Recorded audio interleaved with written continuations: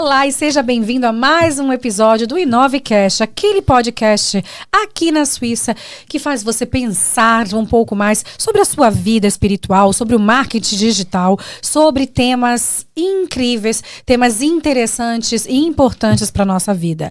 Nós vamos falar com pessoas que nós conhecemos há muito tempo, pessoas que nós vamos conhecer daqui por diante e perguntar para cada uma delas o porquê que elas aqui estão e o que elas fazem. E hoje, o meu convidado dessa noite é o pastor Rodrigo Oliveira. Não só pastor, mas também networker, porque ele é um daqueles que movimenta a Suíça com o seu network. Bem-vindo, Rodrigo. Oi, Feri. Oi, gente, tudo bem? Prazer estar aqui com você. Obrigado por abrir esse espaço aqui. E eu quero já te parabenizar porque tá muito top o seu estúdio. A Inovecast tá fantástico. Vale a pena vocês virem conferir de perto, presencial. Exatamente. Se online tá bonito, agora imagina como é pessoalmente, e a energia aqui muito boa, maravilhoso. Parabéns, Feri. Muito obrigado. Maravilha. Quero saber um pouquinho como anda a sua vida ministerial, sobre a Mevan. Você é o pastor da igreja Mevan em Zurique. Exatamente. Conta pra gente quais são os planos, o que tem acontecido nos últimos tempos, aonde vocês se encontram, que é importante que as pessoas saibam também. Uhum. Bom, a gente sabe que um trabalho evangelístico na Europa é um desafio todos os dias, né? Lidar com pessoas, né? E lidar com a persona própria também é um grande desafio. A gente aprende com Deus todos os dias, mas graças a Deus a gente tem conseguido fazer, né, o que precisa ser feito. Óbvio que a cada dia a gente está evoluindo, né, buscando de Deus, buscar entender o que Deus, né, está dizendo e sincronizar, né, a expectativa do céu com relação à nossa resposta para o céu também.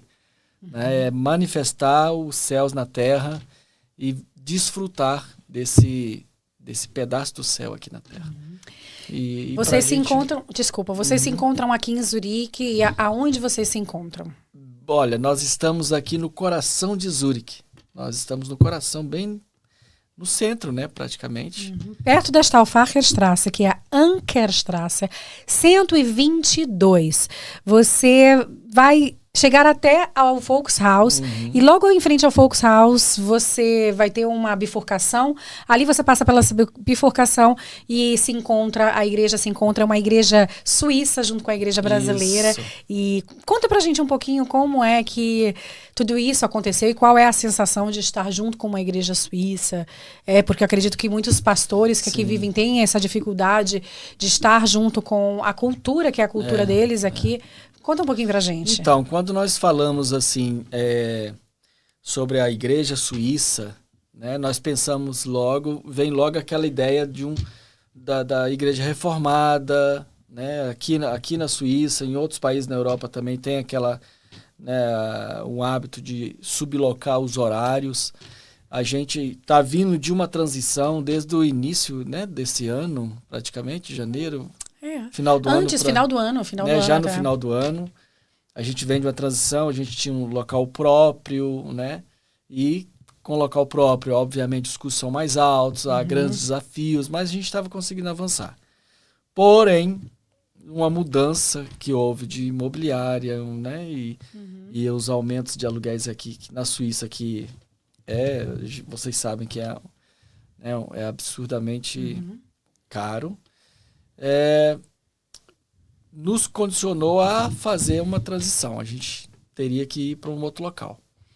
E, por intermédio de você, obviamente, né, por ter essa conexão com essa igreja suíça, nós conseguimos uns horários no domingo para que a gente pudesse realizar nosso culto. Só que, como eu disse no início, né, a gente tem a visão da igreja reformada. Só que quando eu conheci o pastor dessa igreja, gente, o interessante foi que quando a gente se conectou, foi como Maria e Isabel, né? Quando as duas estavam esperando os homens que iam fazer a diferença nesse mundo, né? Jesus e João Batista. A gente se conectou e quebrou essa ideia desse modelo do pastor reformado, porque essa igreja é uma igreja livre como nós, né? Aqui na Suíça tem 4 categorias de igreja, que é a reformada, a católica normal, a protestante e a Freikirche, né? Que é a igreja livre, que no quase enquadra a gente, a igreja, né, evangelista, de pessoas estrangeiras que vêm para cá. E aqui tem essa igreja. E funciona no modelo de Cristo. O pastor Hans Jürg, ele tem o coração do reino, sabe? Inclusive, nós vamos convidá-lo aqui um dia para estar conosco, para que as pessoas venham conhecê-lo. Vai ser muito bom. E ele tem um coração de reino. Aí acabou. Aí pronto. A gente já começou a desenvolver, né, e nutrir esse relacionamento. O idioma, graças a Deus, não é barreira, nem para mim como para ele também, né? E a gente se entende, tá ali, a Fernanda também vai lá, traduz e a gente está se conectando cada vez mais. E agora nós vamos passar uma segunda fase. Depois das férias aqui, a gente deu uma pausa também para refletir, para remarcar alguns pontos e saber de onde nós estamos, para onde nós queremos chegar, né? Uma visão clara para que a gente trace metas para alcançar os objetivos, que nada mais é, gente, e é muito importante, e é tocar as pessoas, né?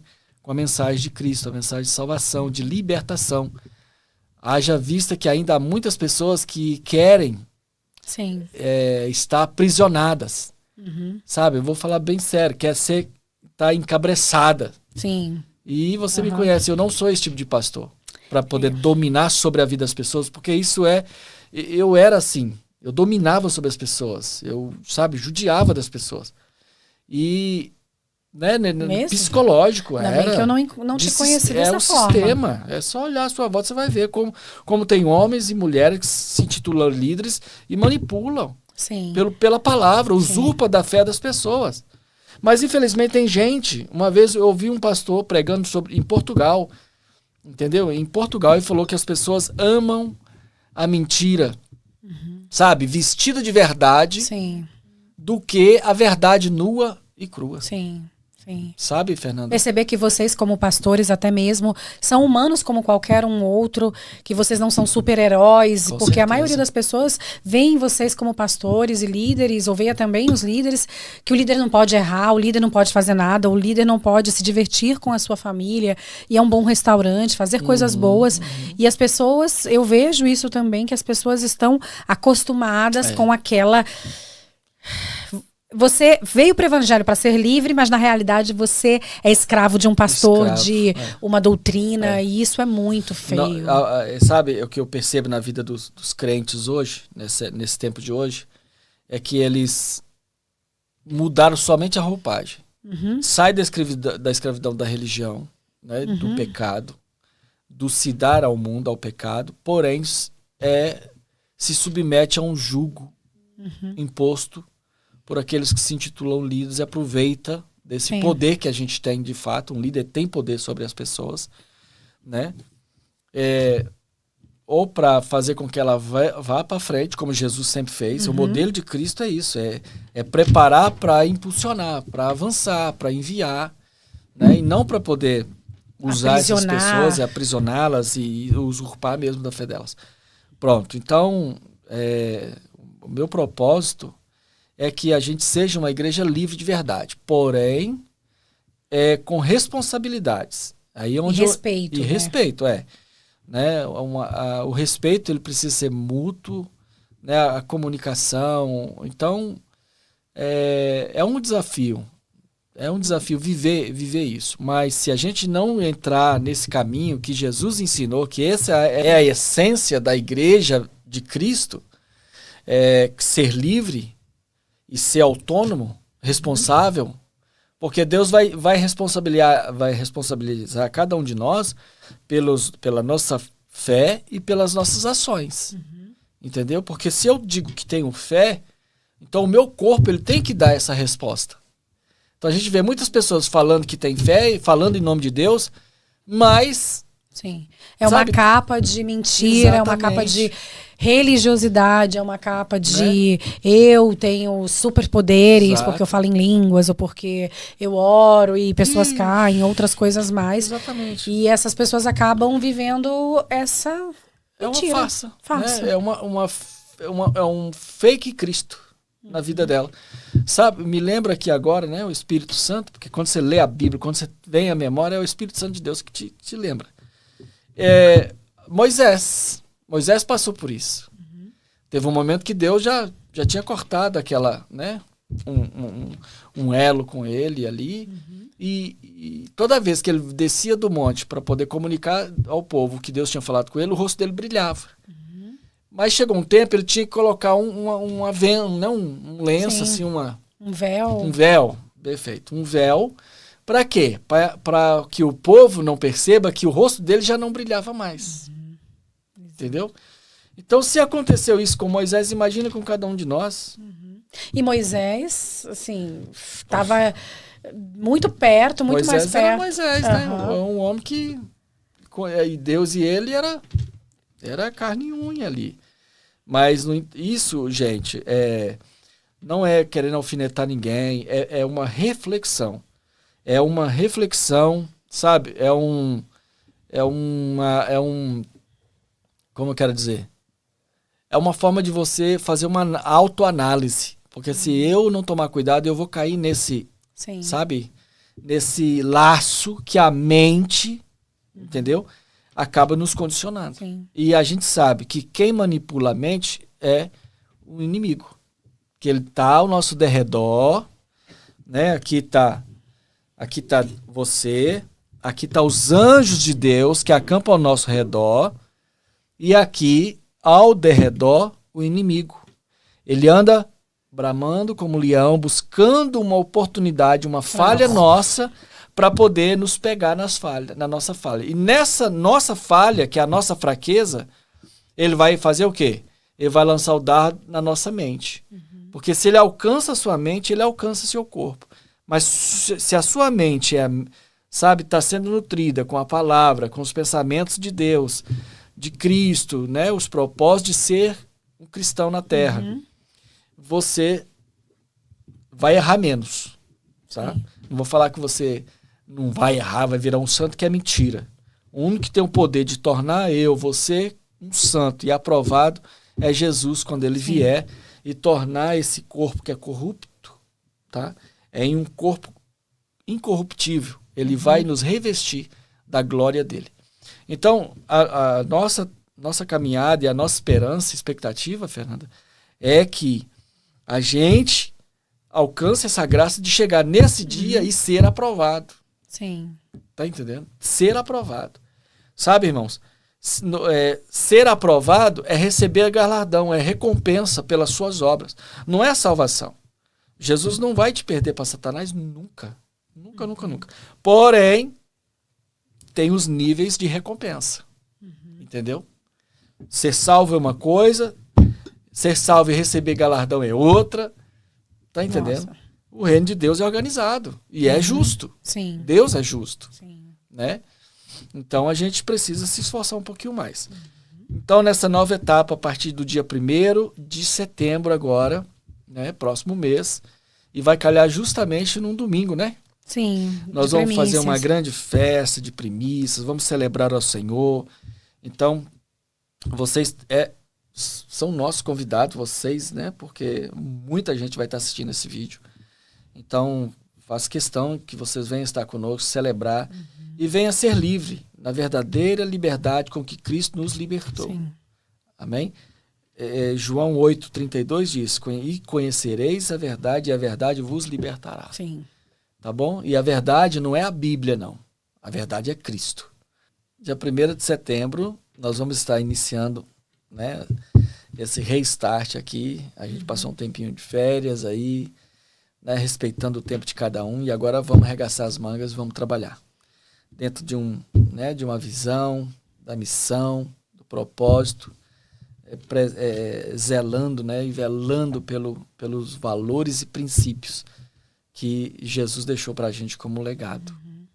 E cuidando também, né, Rodrigo? Eu acredito que a igreja está aqui para que, não só para aqueles que são bons, mas para aqueles que estão doentes, para aqueles que estão carentes, para aqueles que têm necessidade. E é um ajudando ao outro. Porque todos nós temos os nossos problemas, todos nós temos o nosso espinho da carne, digamos assim. E sabendo em que nível eu estou, como eu posso ajudar outras pessoas. Talvez o meu modo de ajudar é simplesmente criando uma ponte entre você e uma igreja suíça. E essa já é a forma de ajudar. Sim. Mas muitas vezes eu vejo, Rodrigo, que as pessoas querem ajudar, mas querem ajudar privando as pessoas de certas coisas porque elas acham que aquilo dali você não deve fazer. Que a santidade... Claro, nós temos que ser santos e eu acredito nisso, mas tem tanta coisa acontecendo dentro das igrejas. E olha que eu sou cristã há mais de 25 anos, já passei por muita coisa, e ainda passo por muita coisa dentro da igreja, e eu acredito que a minha voz também está aqui para poder falar para as pessoas que talvez sejam assim como eu, porque você já me conhece. Eu falo quando tenho que falar. Se eu erro e não boto pano em cima, eu erro escancarado, mesmo que o pastor e a pastora disse, Deus me vale-me Deus. O que você fez agora? Eu falei, putz, errei mesmo. E adiante, tá? Aonde foi que eu errei? O que eu posso fazer para consertar? Como eu posso ir adiante? Como eu posso dizer não para as coisas que talvez não fazem mais parte, porque você proibir, sabe. Né, Fernanda? É conscientizar. Sim. Às vezes nós somos emoção, razão e isso, né? A emoção e a razão, elas andam ali juntos, né, peleando, entendeu? E aí, no meio da emoção e a razão, tem a consciência. Sim, é ser consciente daquilo que você faz de errado, certo? Sem botar a capa dos superpoderes, porque eu vejo muito, eu já vi muito isso, eu posso falar, eu já fui muito massacrada na igreja pelo fato de ser da forma que eu sou. Eu gosto de me arrumar, eu gosto de pintar o meu cabelo, eu gosto de colocar cores nas minhas unhas, de me maquiar, de me vestir bem, eu gosto disso. E qual é o problema em você, com pudor, fazer tudo isso, né? E assim, eu já deparei muitas vezes com muitas pessoas dentro da igreja mesmo dizendo, isso aí não é crente não. E até mesmo porque eu trabalho com o público, eu vou em outros eventos que não são somente evangélicos. E não sabendo a pessoa que quando ela faz isso, ela deixou de ser crente. Exatamente. Porque quando Jesus encontra com a mulher samaritana que estava tirando água do poço, entendeu? Ele não discriminou ela. De maneira nenhuma. Pelo contrário, ele perguntou para ela, pediu para ela, para que ela desse água, retirasse a água do poço e desse para ela. Ele deu para ela oportunidade. Sim. Ele deu para ela sentido para uma vida que ela mesma rejeitava. Às vezes as pessoas não estão indo, né, não vão mais à igreja, não buscam mais a igreja, justamente porque ela tem a expectativa de ir no lugar onde ela seria aceita. Tem esperando ser aceita como ela está. E a mudança é o processo, e o processo é lento e doloroso. Ninguém se converte da noite por dia, entendeu? Então, a conversão, o que significa a palavra conversão? É mudança de rota. Mudar a direção. Então, se eu estou indo aqui no caminho do pecado, eu ouço a palavra de Jesus, eu acredito nessa palavra, eu recebo ela para mim, então eu recebo Cristo em mim, e agora eu vou fazer o quê? Uma conversão, eu vou mudar de rota. E quando eu mudo de rota, eu tenho que fazer o quê?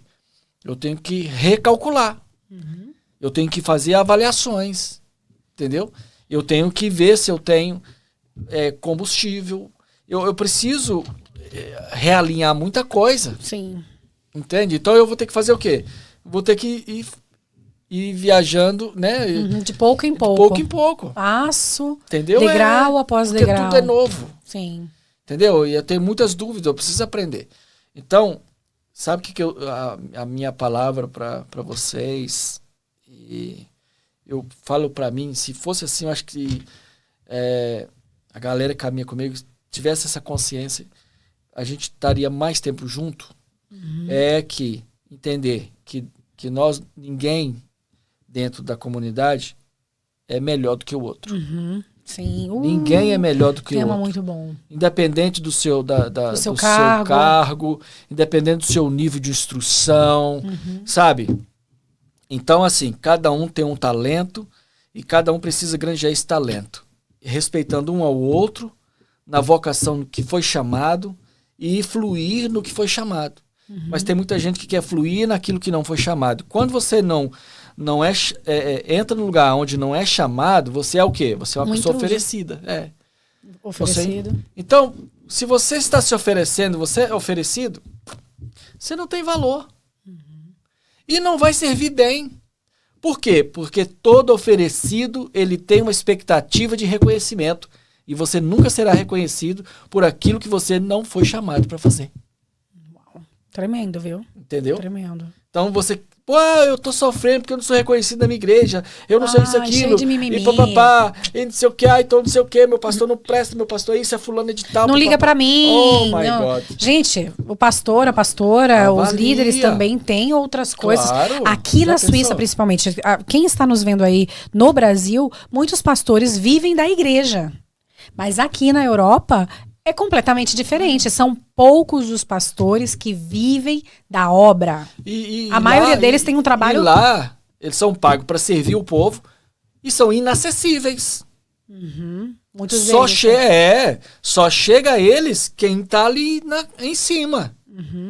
Mas aqui, a maioria dos pastores que eu tenho tempo de mesa com eles, são acessíveis. Sim. As pessoas têm acesso. E as pessoas não valorizam isso. Isso torna até mesmo o pastor um pouco mais vulnerável para até essas pessoas que estão esperando um super-herói. Na realidade, vocês não são. Me desculpa, mas... mas não é verdade. Não tem como. Deus não chamou a gente para ser super-herói, né? Ocupar um lugar de outra pessoa. Porque tem um detalhe, Fernanda, porque às vezes... as pessoas, elas veem num pastor, veem na pastora, sabe? A figura de um pai, de uma mãe, que faltou para ela. E quando... aí que acontece? Todas as suas expectativas que você tinha na mãe, no pai... passado. Exatamente. Quando não é correspondida, ela faz o quê? Me frustra. Não tem o valor. Então, você está jogando um peso, uma culpa... na pessoa, no seu líder, no seu pastor, que ele não tem culpa. Deus não me chamou para ser pai de ninguém. Sim. Não. Mas chamou para ser conselheiro. Chamou para ser conselheiro, para ser amigo, para caminhar junto. Entendeu? Ensinar a palavra. Ensinar a palavra. Mas e a mensagem de paternidade? A mensagem de paternidade está na sua aceitação a Deus como seu pai. Não para ter o pastor como seu pai. Todas as pessoas que ficam, que criam uma imagem e adequam isso à sua vida, chamando o seu pastor de pai, meu pai espiritual, minha mãe... você está fadado ao fracasso. Entendeu? Está fadado ao fracasso. Porque um dia ele vai falhar, porque ele é homem, ele é ser humano, vai falhar com você e você vai sair da igreja por causa disso.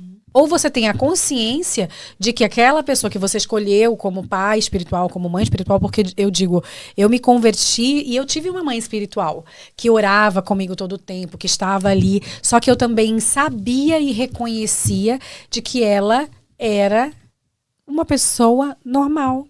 Uma pessoa cheia de expectativas também, com várias... ela tinha que fazer várias coisas durante o dia dela.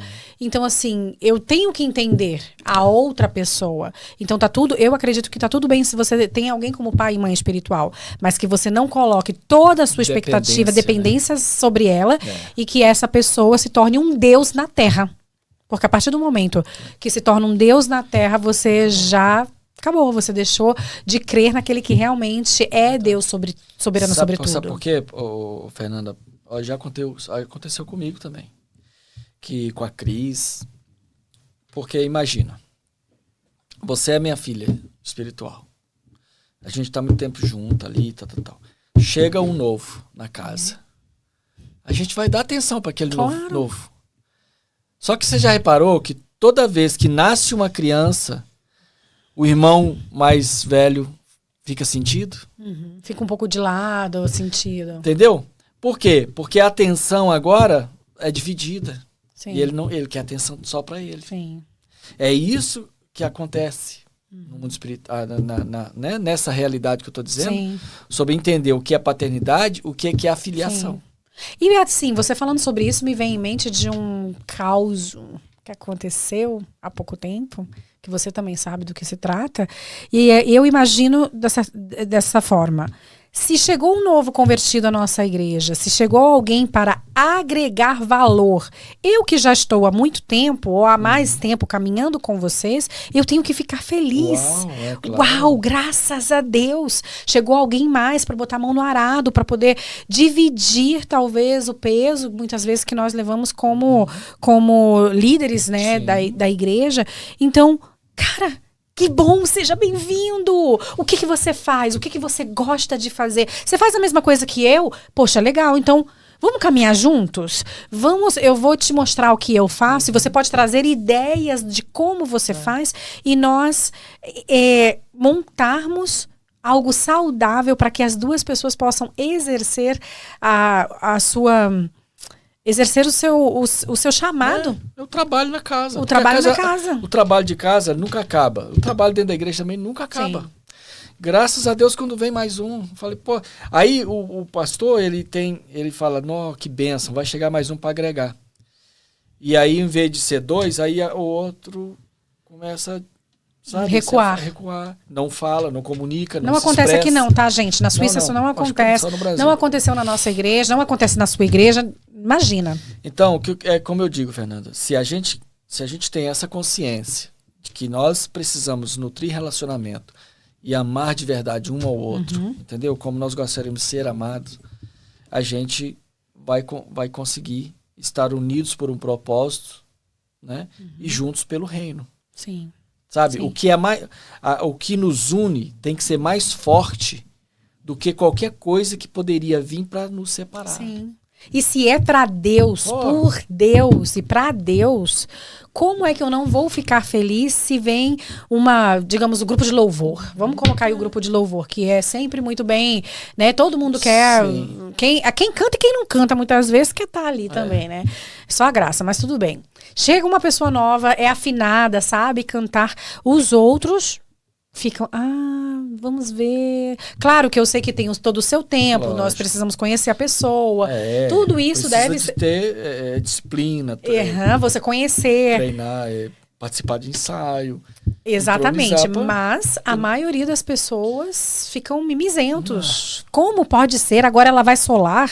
Mas eu que estive aqui todo o tempo tocando, meu Deus, se é para Deus, o que você, enviada do céu, tá se preocupando que tá entrando alguém novo no ministério, que vai pra cozinha?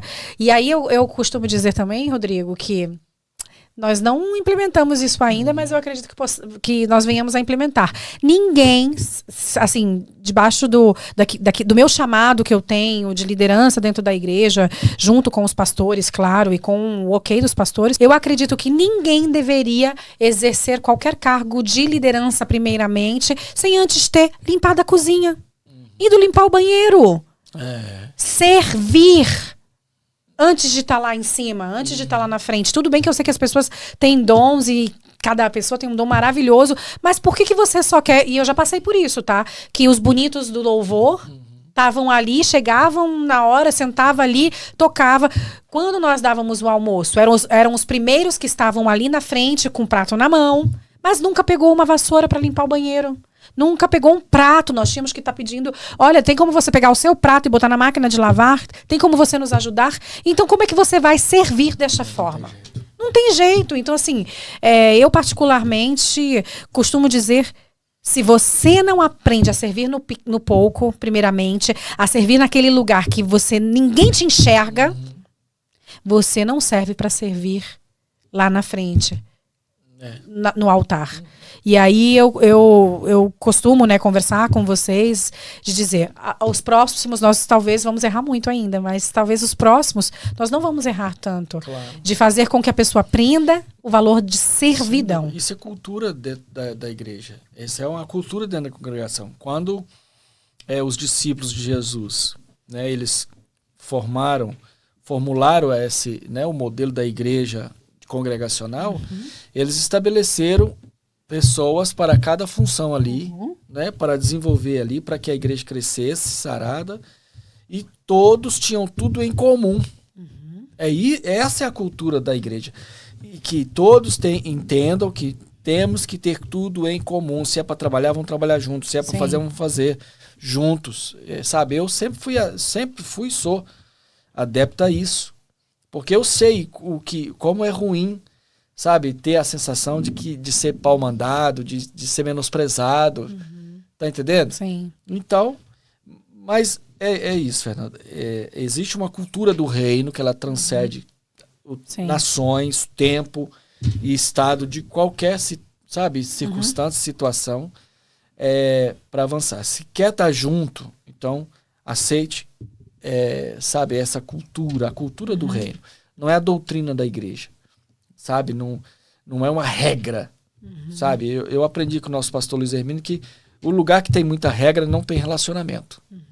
Entende? Então eu sou a favor do relacionamento do que ficar criando realizações e às vezes você honra pessoas que nem merecem ser honradas. Sim. Entendeu? Sim. Então, por ela ter ambição, ela vai fazer de tudo para ser visto. Sim. Mas nunca quer servir. Sim. Então, a gente vê muito isso hoje. Muita gente querendo ser visto, está no lugar de evidência, mas não conhece os princípios. Não valoriza os princípios. Então, pronto. Ser igreja requer muito esforço para que tudo funcione para um bem comum e maior. Para que o Senhor venha e se agrade da obra que nós estamos fazendo por Ele, em nome dEle e para Ele, em favor das pessoas. Entende? Amém. Porque quando nós fazemos em favor das pessoas, Ele faz ao nosso favor. Ele está cuidando da gente. Sim. Né? Então, esse tema igreja, esse tema, essa jornada da igreja na terra, até Jesus voltar, e falta pouco, sabe? É um tema, assim, complexo, entendeu? Para quem não quer servir, não quer ser de verdade ali, estar debaixo da palavra de Cristo, né? Mas quer estar dentro de uma percepção própria. A igreja, ela não precisa da minha opinião. A igreja, para ser igreja, não precisa da minha opinião, porque Jesus já estabeleceu um plano para ela e como ela deve funcionar. E se a gente fizer como Ele estabeleceu, vai funcionar. Mas quando o homem começa a colocar as mãozinhas dele, aí nós vemos divisão, dissensão, fofoca, confusão, sabe? E aí a igreja se dissolve, enquanto isso a gente olha na televisão, nas redes sociais, o mundo das trevas prosperando, né? Passeata aí aos adeptos, né? Das seitas, né? Satânicas. E tudo bem, se eles acreditam nisso, beleza. Fazer o quê? Né? Fazer o quê? Não, tá pronto. Sabe, Fernanda, religiões por religiões, para mim são todas iguais. Entendeu? Sim. Só que nem todas as religiões levam ao céu. Sim. Nem todas as religiões levam a Yahvé, ao Senhor dos Senhores, ao Eterno, ao que criou todas as coisas. Sim. E você falando isso agora, Rodrigo, me vem em mente também, hoje em dia, você, digamos assim, ser cristão não tá tão fácil como há 10, 15 anos atrás. Não é tão fácil porque todo mundo pode falar sobre tudo que quer. Se você numa roda de amigos que não são, alguns são cristãos e outros não, se você fala da sua crença, muitas vezes as pessoas dizem, já quer me converter. Não, eu não quero converter ninguém. Eu só quero fazer com que as pessoas vivam aquilo que eu vivo em Cristo. Sim. Porque eu sei que Cristo sarou minhas dores, me limpou como pessoa e continua trabalhando dentro do meu interior e me faz muito bem. O Espírito Santo e Deus me faz muito bem. Então eu quero que as pessoas vivam isso, vivam milagres, assim como experiências, como assim eu vivi as minhas experiências. Mas cada vez mais E o engraçado até, Rodrigo, é que você tá num grupo de amigos, eu particularmente, de vez em quando tomo uma taça de vinho. Estamos num restaurante, estamos com amigos, tomo uma taça de vinho. E se estamos juntos com outras pessoas que também são cristãos, ou já foram, e foram da igreja e hoje estão enfiados no mundo, a primeira coisa que eles falam, tá bebendo, é? Mas a Bíblia não diz que eu não posso beber. A Bíblia diz, isso aí vai ser um tema para um próximo podcast. Mas a Bíblia não diz que eu não posso tomar. Porque como é que nós... Ele fez... O primeiro milagre foi transformar água em vinho. E então, por que eu não posso, no momento em que estou em família ou algo assim... celebrar aquele momento com os meus amigos ou aquelas pessoas que são da minha casa. Mas os primeiros que botam a mão, apertam o dedo, são aqueles que estão desviados disso. Mas, nossa, você tá bebendo, não sabia que crente bebia, não. Tem muitos que não bebem, tá tudo bem.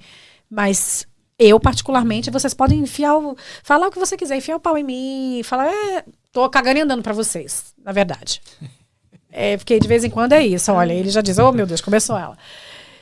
Realmente, não tô nem aí para o que você pensa sobre isso. Eu sei que eu tenho a minha intimidade com Deus. E se Deus proibiu você de tomar, que seja uma gota, então faz aquilo que Deus mandou você fazer. Agora, Deus não me mandou usar só saia.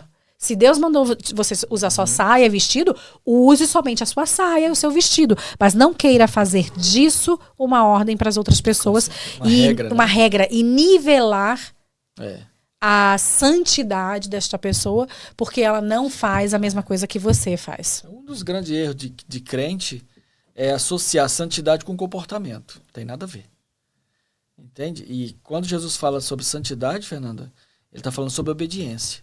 Seu nível de obediência, sabe? Esse termo santidade aí vem justamente de uma forma de trazer um medo sobre a pessoa, né? O medo do pecado, de uma forma tão grotesca que quanto mais medo do pecado você tem, mais pecado você comete. Por quê? Porque você não deixa de pecar, não é por obediência, não é pela santidade, mas é pelo medo.